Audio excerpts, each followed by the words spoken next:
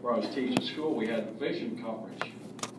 Every 2 years, we got free glasses, so I, need reading glasses.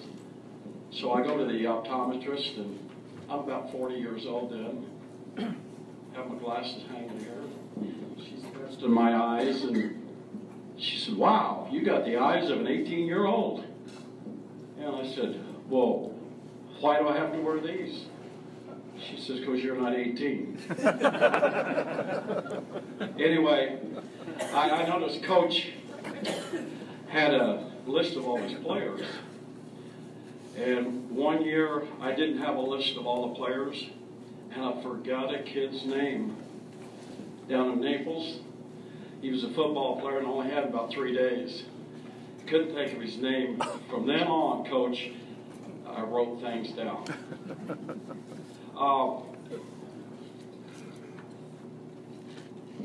The last 3 days have been kind of crazy.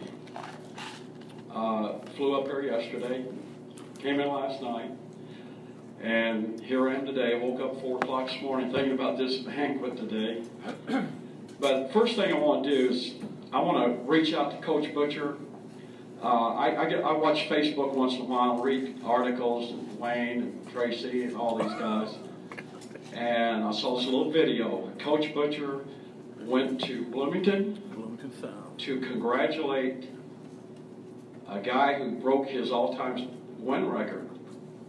And I thought, wow, that is a class act by Coach Jack Butcher to go up there and congratulate a guy who broke his all-time most wins in the history of Indiana basketball. I really didn't think anybody would break it. How could you stay in coaching that long? Well, this guy's up there 48 or 9 years. I don't know. I couldn't handle it that long.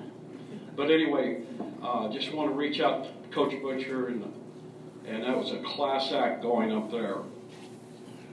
Last night, oh my goodness, Coach, that was the most fun I've had in years, was having those 3rd, 4th, 5th, and 6th grade kids in the gym last night. I could have lasted another hour working with those kids. They were out on the floor.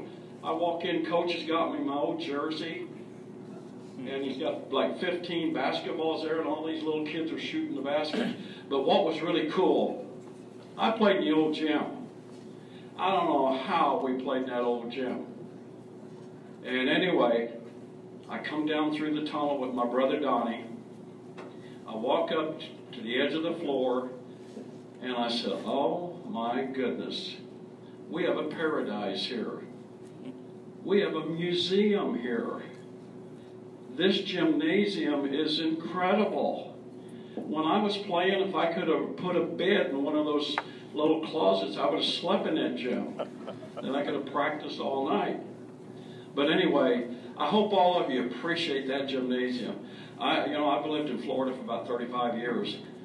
They seat about 1,800 in towns of 50,000.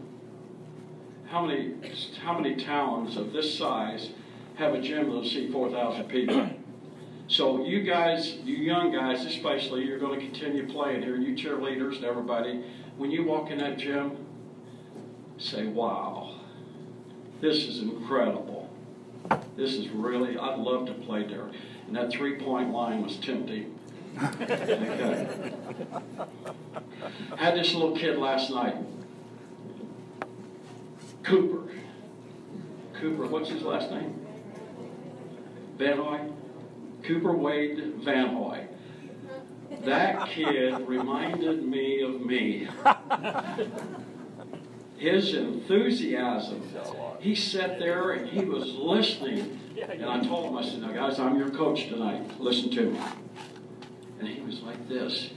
So anyway, first thing I told him was, I'm going to assign you something here to do. In the next day or two, I want you to go to your mother, hug her, and say how much you love her and how much you appreciate her. And you guys sitting right here, you seniors, take your mom and dad out to dinner. Always tell your parents how much you appreciate the sacrifices. Sometimes as a young guy, I didn't have that. My mother was always working. Always working. Bless her heart. God bless her. We lost her when she was 42. She didn't get to see my 2 sons. and appreciate your parents and what they do for you. Okay? That's your assignment, guys. I got my notes here. You know, what I say to you today, when I talk a little bit about my career, I don't mean to be boasting about it, bragging about anything here. But I let the guys here tell me what they want me to say and so forth, basically. And you know, getting into the Hall of Fame, being recruited and stuff like that. And you know what is really strange? I walked in there last night, I didn't know any of those parents. I said, oh my gosh, I don't know any of these parents. That means I've been away a long time. But yet I walk in here today and I see some old timers back there, and I said, oh my God, I've got somebody in here that maybe even saw me play. Okay? Richie Arvin shows up. Okay, great. And Sue Hunt there, was she the little Summerfest thing? She calls me over there, she says, you remember when those hatchets, your junior year, and they had that rope up in the rafters, and it had a noose on it, and they were saying, we got a rope, we got a tree, we need Junior G. They wanted to hang me. And you know what? That motivated me. They were stupid for doing that. I mean, I had a heck of a game against the Hatchets. And I said, take this. But anyway, you know, I'm a very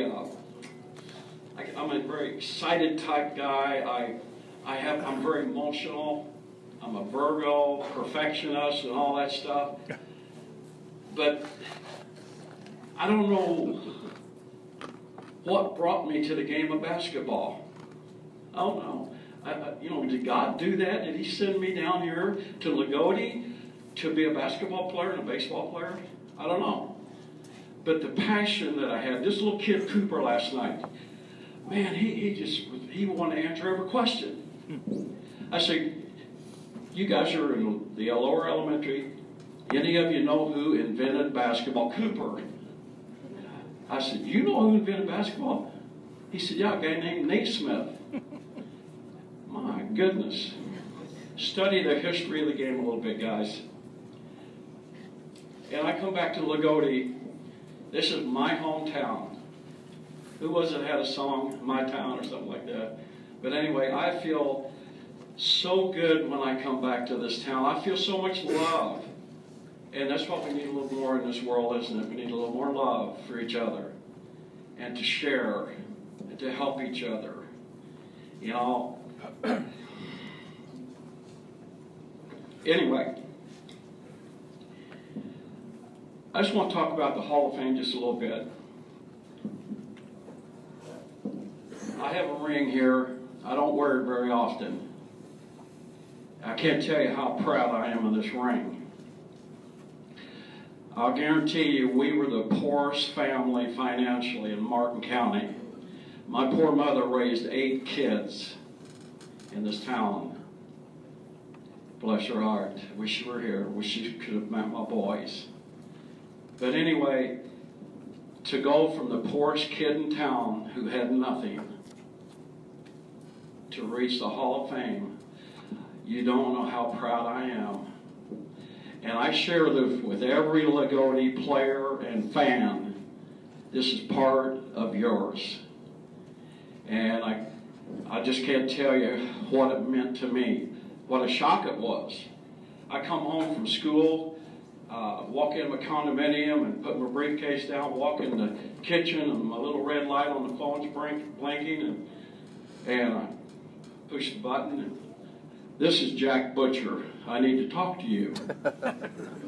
Oh, I didn't break any training rules. What does Coach Butcher want?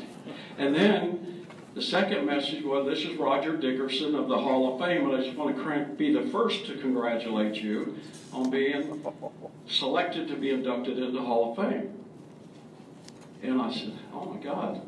I go through the living room. There's nobody there but me. I'm looking around. Who can I tell this to? Tears as big as you can have coming down my face. I flashed back to 3rd grade. I flashed back to all the coaches I had. This was the craziest feeling I ever had in my life. And I'm walking around and saying, oh my God, I can't believe this. Mrs. Robinson, Eldina Robinson. Any of you guys remember Eldina Robinson, 3rd grade? Oh my God. At recess time, we played basketball. September, it's pretty hot in Indiana. And we'd go out there. We couldn't wait to get on that outdoor basketball court. And I'm telling you, sweat dropping off my chin. I mean, I'm sweating. And I went in the classroom one day and Mrs. Robinson said, Junior, you have got to quit coming in this room all sweaty. And I said, but Mrs. Robinson, I love basketball. She said, I know, but look at you. I said, yeah, but I love basketball.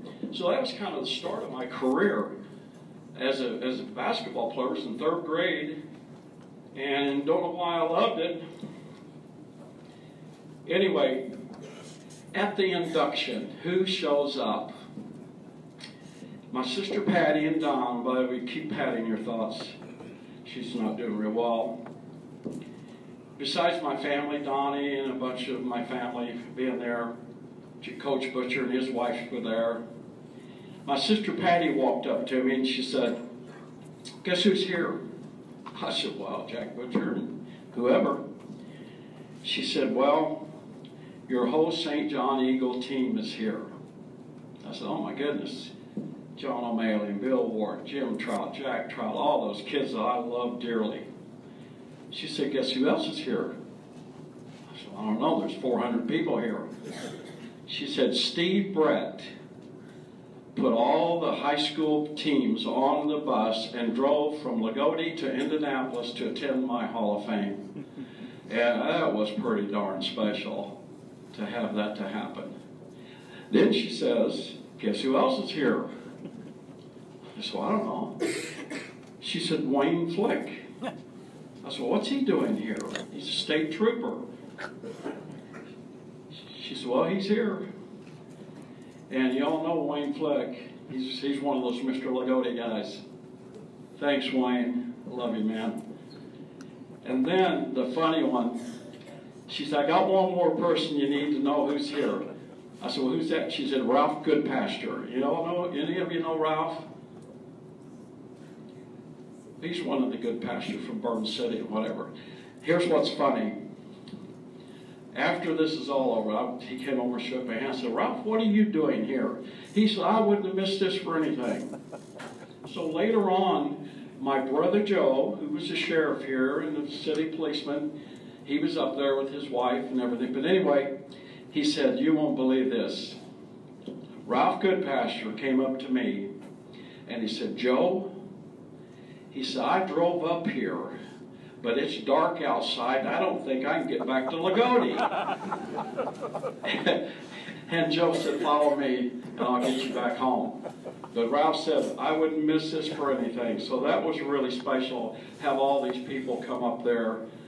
It really was very, very appreciated. I want to thank the Lion backers for inviting me up here.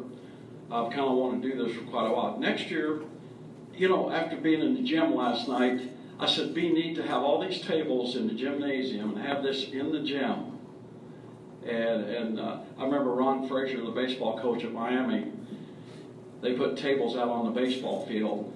Of course, it cost you about $500 to attend. That was a fundraiser, but that was pretty cool. So next year, maybe you'll have it at the gym. Everybody has to wear gym shoes. Okay.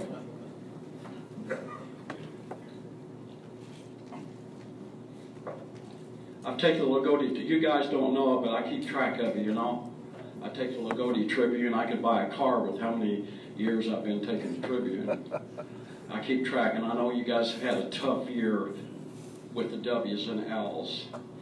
And I know you lost about 3 games by 1 point, and some games by a couple of points, and a couple by 4. I think you lost about 8 or 9 right there where it could have gone either way. So don't let that be discouraging. Let it be maybe a motivating thing for you to say, hey, we're going to reverse this. When I came up here, I said, you know, I want to talk to the young kids, the underclassmen, and maybe if I just make a little difference in sharing with you guys. I'm going to be talking to these guys after this. We're going to meet in the gym. I want a picture with them. And I want to just give them a little bit of what I had to go through, or didn't have to, what I went through to be whatever level I reached, the hours I put in, the sacrifices that you have to make to be a good athlete. You have to make those sacrifices. You got to be willing to do what is right.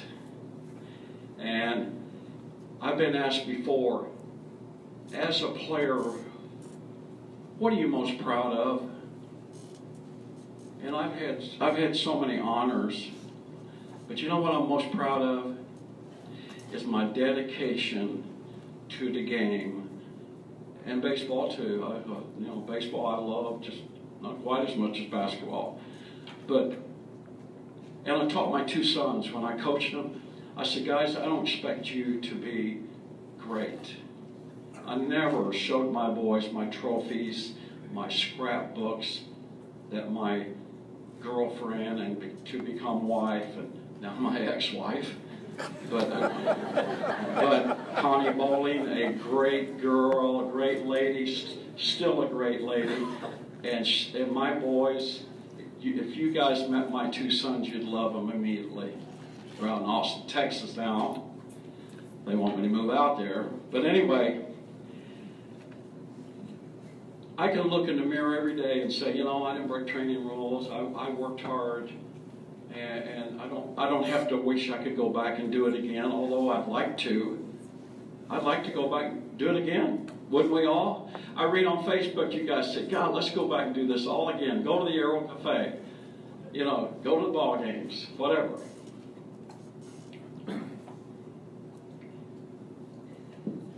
Johnny Wooden, the greatest college coach of all time. Would you all agree to that? 7 straight NCAA tournament championships. 11 total, I believe. I once heard or read that his biggest thrill in Martinsville, Indiana, was winning the sectional. And I can remember the first one we won against the Hatchets. And it truly is a memory that we'll never forget. That first win we had in the sectional championship, beating them. You talk about a happy Coach Butcher and a town of Loogootee at a bonfire. So the sectional should be the most exciting part of the basketball season. And you got to get psyched up for it. We have a newspaper in my little town in Florida. I live in a town of about 55,000. Apopka High School. We had a mayor there, Mayor Mel Hardy. He was there 56 years as the mayor of Apopka. Okay? But anyway, Apopka had a 22-3 record. Just a couple of weeks ago, they went into the district play, which is called sectional here. They were 22-3. They played Wekiva High School. Wekiva was like 9-13 or 14. And Apopka had beaten them 30 points and 33 points in the season. I got the article right here. And guess who won the third game in that district championship? Wekiva upset them by 3 points. You getting the message, guys? Talked to Dave Small down in Tampa, Florida this morning. Told him I was up here in Loogootee. And I was telling him about, you guys had a rough season and so forth with W's and L's. And he says, hey, we beat the Jasper Wildcats. Ireland's a town of about 800. He said, we beat the Jasper Wildcats in the sectional. We won the regional and went to the semi-state. And he said, we were supposed to win about 6 or 7 games during the regular season. He said, tell those young men on that Lion basketball team that anything's possible. Anything's possible.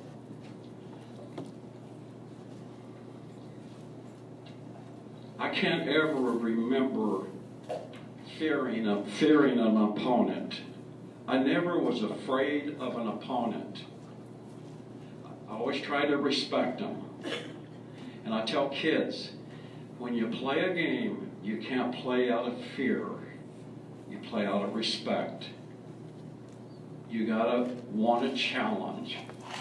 I played against some great players in college. Elvin Hayes. God, I wish I'd have been 6'5".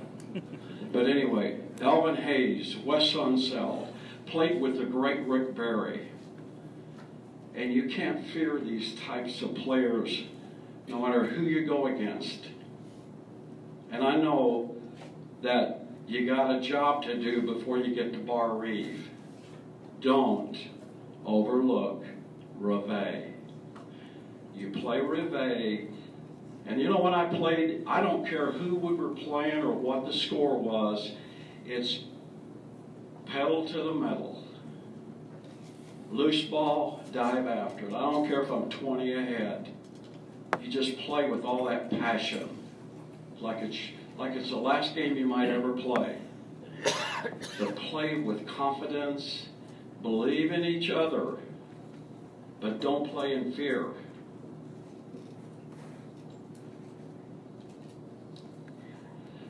I'll take you to my high school.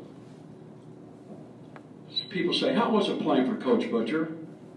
I said, well, he was a little bit of a Bobby Knight. You know Bobby Knight. But the one key thing, you better love to hate. Love to hate to lose if you're going to play for Jack Butcher. Most coaches feel that way too. But Coach Butcher could be tough to get along because he was very demanding. All coaches are demanding. We all want to win. You have to pay the price to win. You have to go that extra mile. You have to give it that extra effort and believe in yourself. I never played against anybody I didn't think that I could compete with. That was my mental state. That's the way you have to play sports. It doesn't always turn out the way you want it. But you got to give it 100% every second you're on the floor. Michael Jordan, Kobe Bryant, all these great players. Man, every second they're on that court, they don't dog it. They play hard all the time, and that's the way you have to play sports. My freshman year, I got a letter, and it said something like, you're going to be on the varsity. Just remember, and I want you underclassmen especially, the little guys I had last night in this gym.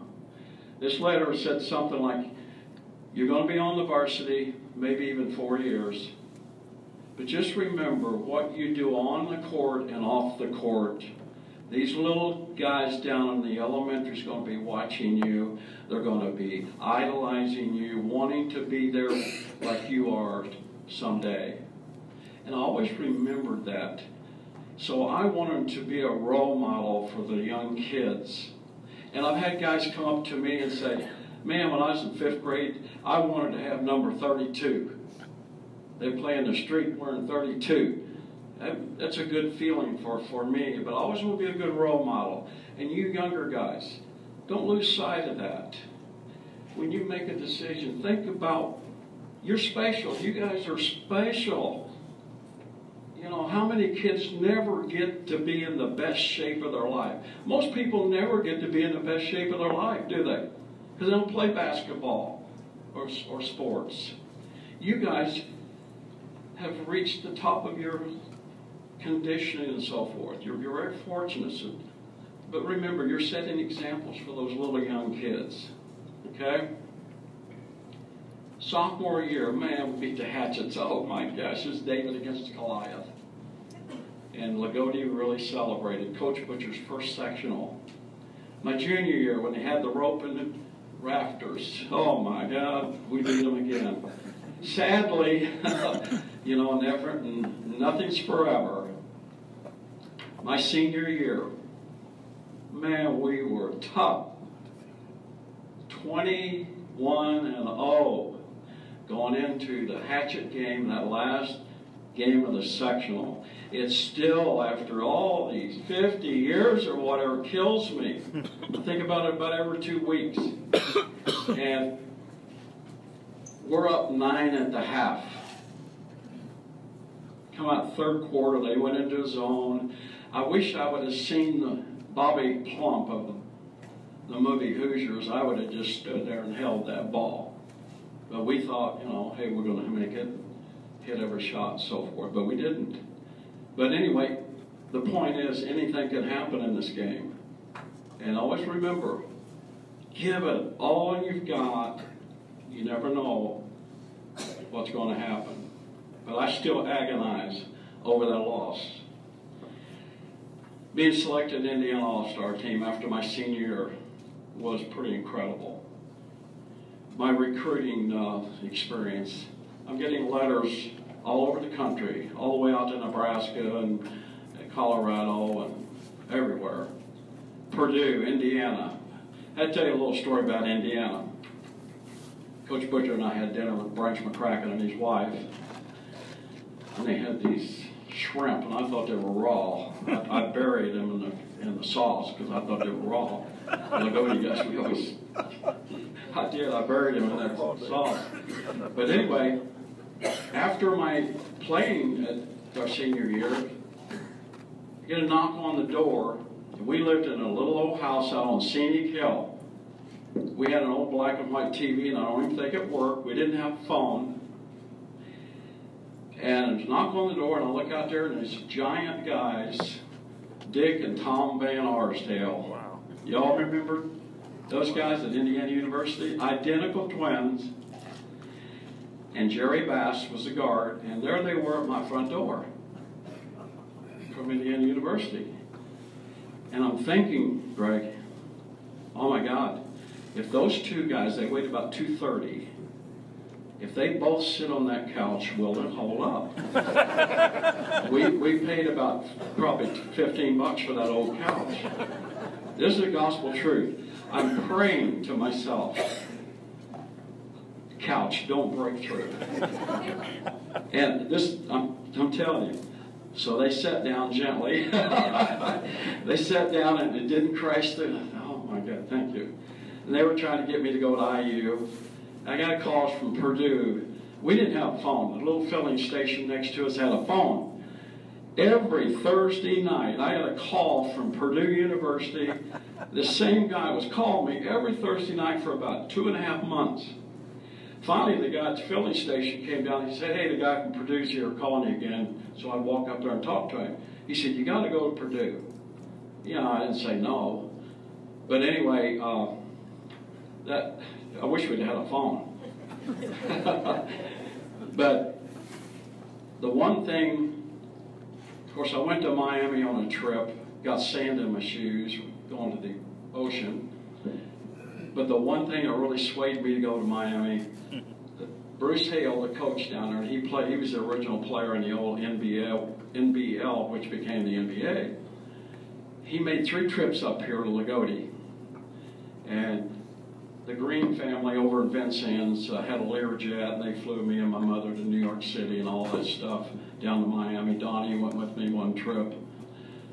But Coach Hale, on his 3rd trip, he said, look, I want to bring you to Miami to play, not to sit on the bench. I thought, wow, I like that. So anyway, that really was somewhat of a turning point. And he said, you'll get an education traveling all over the United States because we're an independent school. So anyway, oh, well, that's cool. I can go to the beach too. So I decided to go to Miami. The only thing I regret, we didn't have cable TV, we didn't have ESPN, and a lot of my fans out there that always came to watch me play didn't get to see me play. Wayne, I think you guys saw it on Channel 3 in Louisville when we played the Louisville in the Classic tournament down there. But other than that, there was no TV. So I sort of regret that the fans didn't get to see me around here. But I had a great experience at Miami. We traveled all the way from New York, California, and in between. So it was a great experience at a great school. Then I went in to coaching. I found out pretty quick. The hardest part of basketball, the easiest part's playing. Next easy is refereeing, because they can run up and down the floor and act like they know everything. And then we coaches have to stand on the sideline and take whatever is out there. The referees miss the calls. Anyway, the coaching is the hardest part of it. Very rewarding. I had two really good teams here at Loogootee St. John's. My all-time best kids were the Loogootee St. John's Eagles. And we have a few Eagles out here, I think. People who remember the good old days. John O'Malley and Bill Ward and Richie Arvin was on the team. Tracy Baker, my little first student manager I ever had. Right, Tracy? And what a great school it was. And I have so many memories of those 2 years there. And then, of course, they were forced to consolidate with the high school here. And, of course, the rest is history. A couple of trips to the state finals and another state finals championship. And, Coach, you guys won the sectional a couple of years ago. Yeah. Anyway, I want to tell you one more little story and we'll get out of here. I'm teaching in Naples, Florida. I was at the same school for 21 years, my last 21, Baron Collier High School. And I had kids all over the country in my PE class. They love sports. So I had a team sports class my last semester of my teaching career. And I had basketball the last 6 weeks in that class, and I told the kids, you guys don't play on the varsity, and you're not on the JV, you're sophomores. We're going to make this your team. So I got a reversible jersey. I refereed. We kept the records and the scores. And the last week of my career of 32 years, a kid from Argentina walked up to me. I had kids from Puerto Rico. I had kids all over South America, and they love the United States, and they love being in high school in Florida and so forth. This kid walked up to me, and I had taken him in the classroom, and I had the movie Hoosiers. They said, "What is Hoosiers?" So anyway, I told them, I said, "Now I'm going to take you in the classroom, and you're going to watch a movie, and it's going to kind of be like my little town of Loogootee, Indiana." They said, "What? Where?" I said, "Loogootee, Indiana." Yes, Loogootee, not Loogootee. Okay? So anyway, they said, "No, we want to play basketball." I said, "Okay, I'll tell you what. We'll go in, it's 2 days, 50 minutes one day, 50 minutes the next. If you don't want to go back in and watch the rest of the movie, we'll just go back and play basketball." They couldn't wait to get back to see the second half of the movie Hoosiers. And they said, "Wow, Coach G, you lived in those little towns like that, and those cornfields and all that?" I said, "Yep, that was me." But anyway,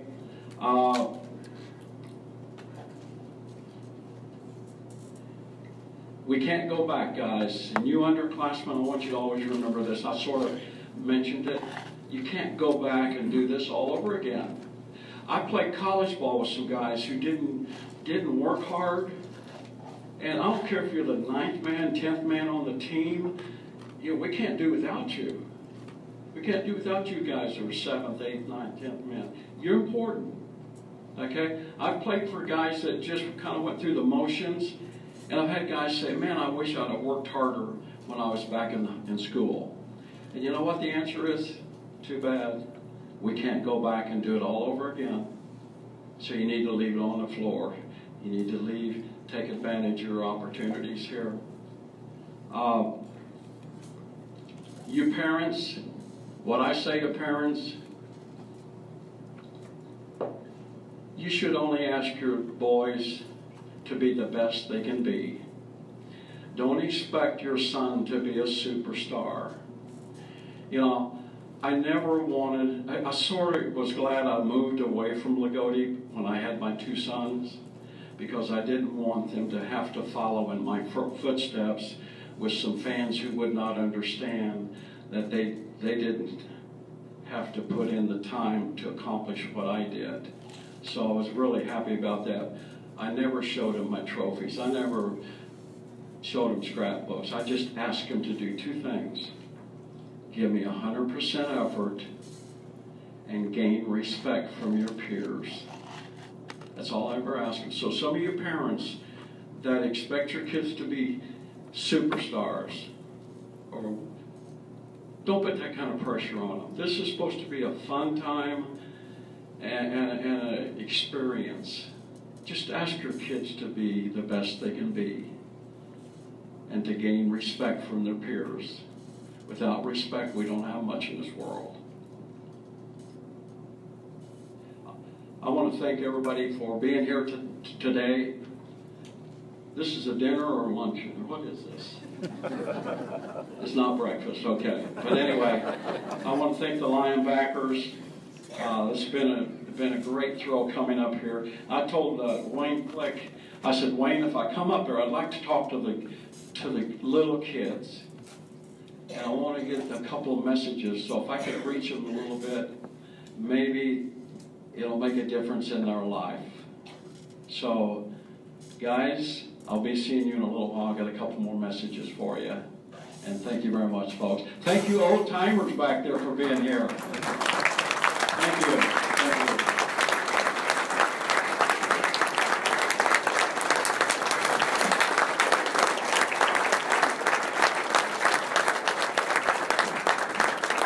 Junior G. I'll get back next year. On the Lions' head in the middle of the floor of the arena, right?